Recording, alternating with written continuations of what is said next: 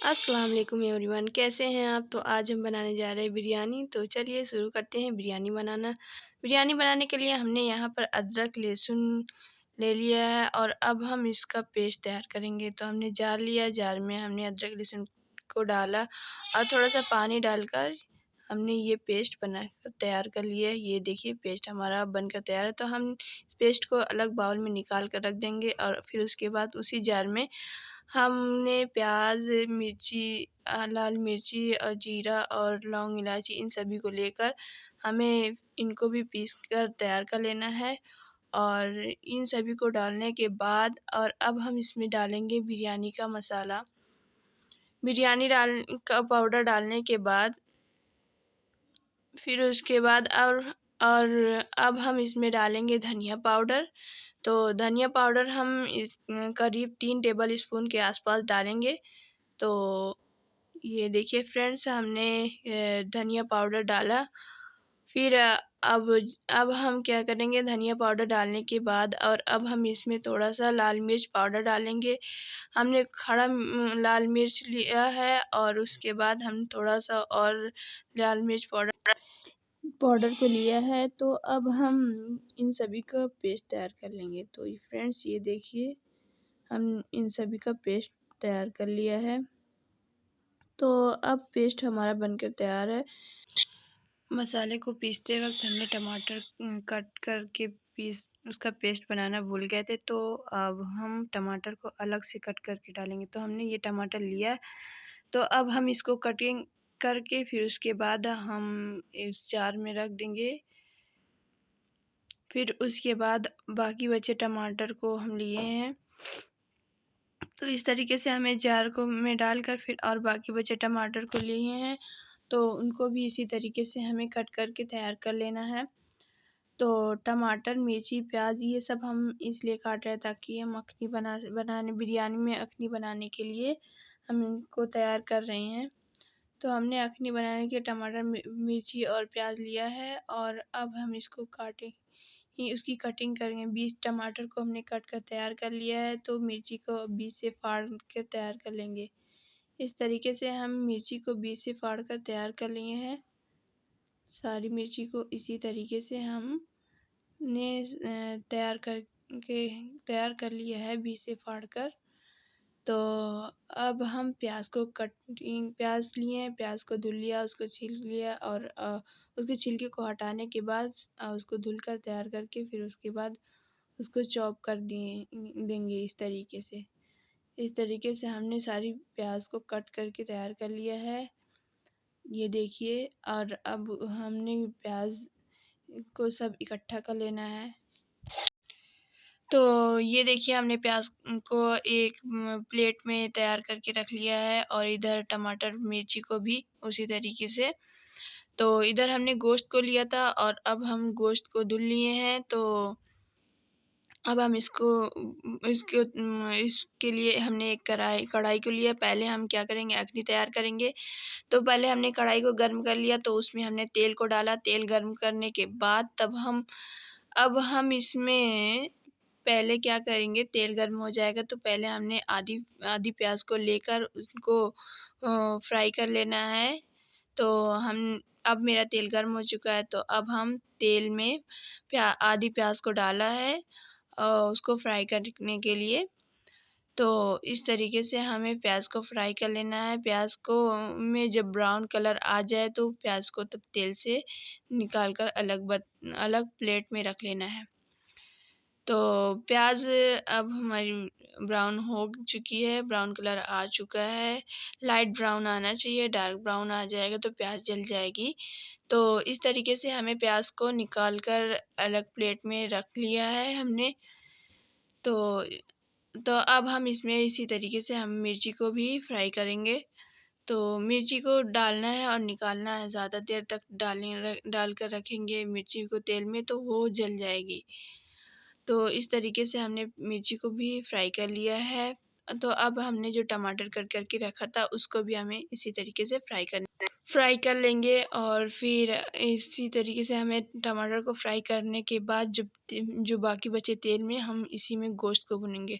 तो हमारा तेल में जो हम टमाटर डाले थे वो अब हमने फ्राई करके निकाल लिया है। इसी तरीके से हमने तेल से टमाटर को फ्राई करके निकाल लेना है। तो अब हम इसमें इसी तेल में अब हम गोश्त को भुनेंगे। तो जो बाकी बची प्याज रखे थे तो उससे हम गोश्त को भुनेंगे। तो इसी तरीके से हम तेल में प्याज को डालकर भूनेंगे। तो फिर इसके बाद इसी तरीके से हमें प्याज को चला के भुनना है। तो अब हम इसमें 1 टेबल स्पून के आसपास हल्दी डालेंगे। और फिर हल्दी डालने के बाद हम इसमें 2 टेबल स्पून नमक डालेंगे। तो फ्रेंड्स ये देखिए हमने 1 टेबल स्पून नमक को डाला और फिर 1 टेबल स्पून और डालना है। तो अब हम इन सभी को अच्छे से मिक्स कर लेंगे प्याज में। तो इस तरीके से हमने हल्दी नमक को प्याज में मिक्स कर लिया है। तो अब हम इसमें गोश्त को डालेंगे। तो हमने गोश्त को लिया तो गोश्त को अभी हम इसमें डालेंगे।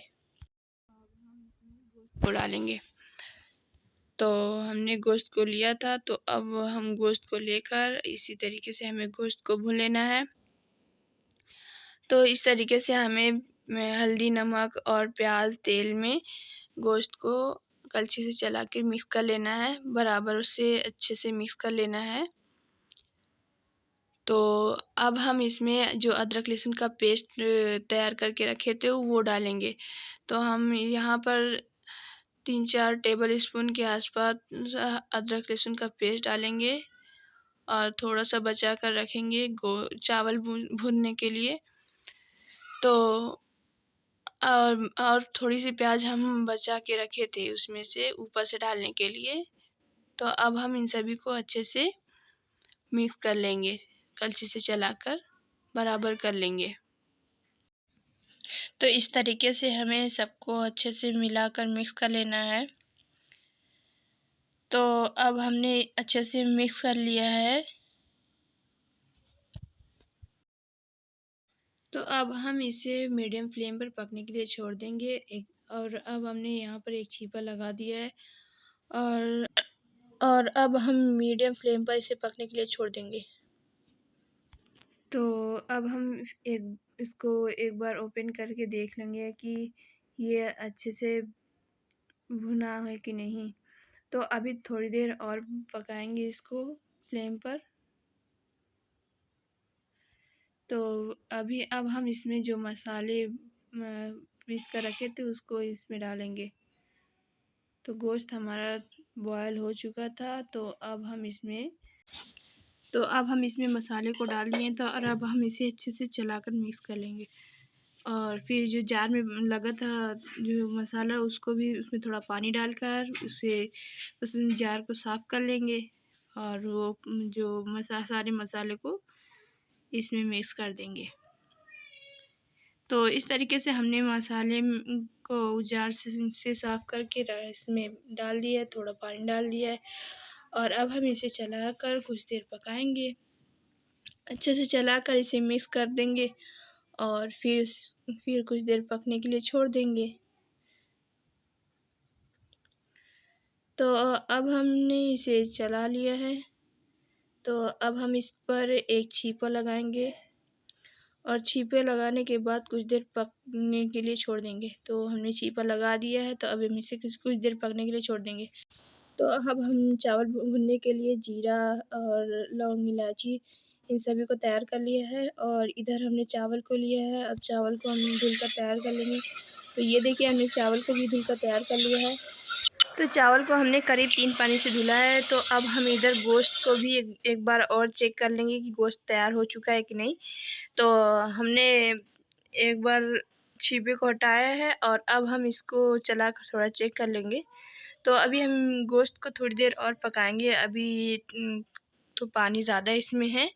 तो अभी तेल भी पूरी तरीके से नहीं छोड़ा है। तो इसे कुछ देर तक और पकाएंगे। तो हमने छीपे को लगाकर मीडियम फ्लेम पर पका लेना है। तो अब हम इधर एक भगोने के लेना है, तो भगोने को हमने ले लिया है और अब हम इसको गर्म कर लिए हैं। तो हमने इसको गर्म करने के बाद हमने इसमें तेल डाला है और फिर तेल कोई सा भी हो, हमने सरसों और रिफाइन दोनों को लिया है। तो हमने तेल को डाल लिया है, तो तेल गर्म हो जाएगा तो हम इसमें लौंग, इलायची, जीरा, सिया जीरा, हमने बड़ी इलायची, छोटी इलायची और तेज़पत्ता और दालचीनी इन सभी को लेकर भून लिया है। तो हमारा तेल गर्म हो चुका था, तो हमने इसमें सभी ये सभी जीरा और लौंग, इलायची, तेज़पत्ता इन सभी को भून लिया है। तो और अब हम इसमें अदरक लहसुन का पेस्ट डालेंगे, तो उसको भी भून लिए हैं। तो अब हम इसमें एक पॉट के आसपास पानी डालेंगे। तो हमने एक मग लिया है और उसमें एक मग में पूरा फुल मग लिया है पानी। तो हमने पानी को इसमें डाला है।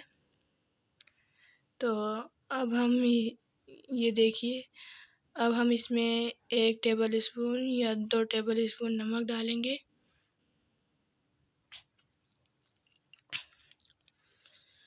और फिर उसके बाद इसे पकने के लिए हमने छोड़ दिया था। तो इसमें बॉयल आ चुका है, तो पानी बॉयल आ चुका है, तो अब हम इसमें चावल डालेंगे। तो पानी में बॉयल आ चुका है, तो अब हम इसमें चावल को इस तरीके से डाल लेंगे। इस तरीके से हमें चावल को डाल लेना है।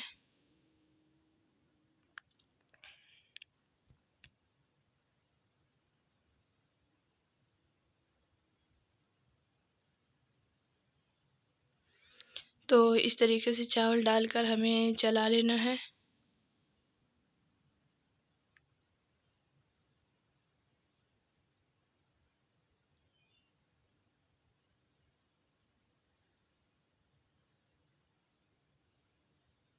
तो अब हम इसे कुछ देर पकने के लिए छोड़ देंगे मीडियम फ्लेम पर। तो ये देखिए चावल पक चुका है। हमने चावल को थोड़ा कच्चा पकाया है, इसलिए कि फिर उसके बाद जब स्टीम पर रखेंगे तय लगाने के बाद, तो बिरयानी अच्छे से तैयार हो जाए। और अब हम इसे फ्लेम से अलग कर लेंगे। तो चावल बनकर तैयार है।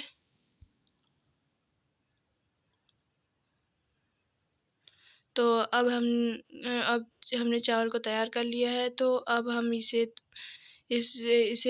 चावल गोश्त सब की ताव लगाएंगे।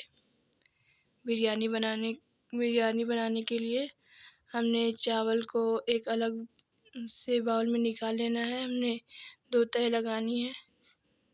तो पहले हमें चावल को निकाल लेना है, फिर उसके बाद बीच में थोड़ा सा पानी और तेल, जो कढ़ाई में एक्स्ट्रा तेल है उसी को डालेंगे।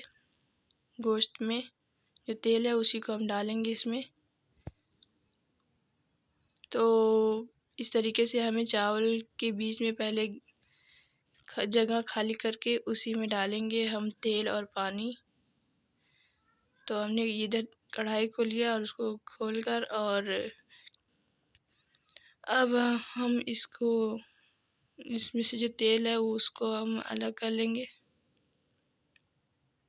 तो हमने तेल डाला है जो गोश्त में का, और अब हमने 1 गिलास पानी लिया था उसको भी इसी में डाल लिए हैं। तो अब हम इस तरीके से हमें बराबर कर लेना है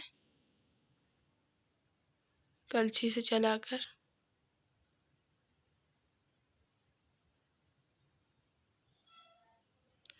तो अब हम इसमें 2 फूड कलर लिया है अजंता का, तो एक ऑरेंज है और एक ग्रीन है। इनको भी इस चावल पर पहले डालेंगे थोड़ा थोड़ा करके। फिर इनको अच्छे से फैला लेंगे चला कर। तो अब हम इसमें जो अखनी बना के तैयार करके रखे थे, तो उसको भी इस पे डालेंगे।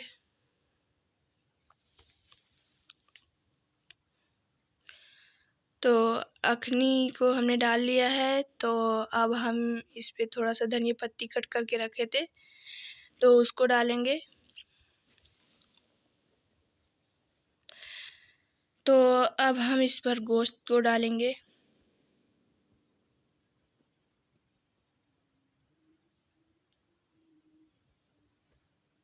इस तरीके से हम गोश्त को डाल लिए हैं। तो अब हम चावल, इस पे चावल लगाएंगे, चावल की तह लगाएंगे। तो अब चावल लगा लिए, फिर उसी तरीके से कलर और वो टमाटर, मिर्ची, प्याज, इन सभी को इस तरीके से फैलाएंगे। फिर उसी तरीके से हम गोश्त को डालेंगे। तो इस तरीके से हमें सारे गोश्त को ऊपर से डाल लेना है। हमने 2 तार लगाए हैं, इसलिए इस तरीके से तैयार कर लेना है। तो हमने एक तार लगाया, उसके बाद दूसरी तार, फिर पहले गोश्त को डाला है। तो अब इसे पूरा चावल को डालेंगे। इस तरीके से पूरे चावल को हम और फिर अब उसको भी फैला लेंगे। तो उसमें इसी तरीके से जो प्याज, मिर्ची, टमाटर की अखनी है, उसको इस पे डालकर, और जो कलर है, फूड कलर, उसको डालकर, धनिया पत्ती डालकर भी हम अपनी बिरयानी तैयार कर लेंगे। तो इस तरीके से हमने सब कुछ, तो इस तरीके से हम बिरयानी को तैयार कर लिए हैं। तो अब हमारी बिरयानी स्टीम देने के लिए तैयार हो चुकी है। तो पहले हम इसको हम स्टीम देंगे। तो स्टीम देने के लिए पहले हम गैस चूल्हे को जलाएंगे। गैस चूल्हे जलाने के बाद तब अब हम इस पर भगोने को रख कर 1 घंटे के लिए रखेंगे। 1 घंटे तक वेट करेंगे।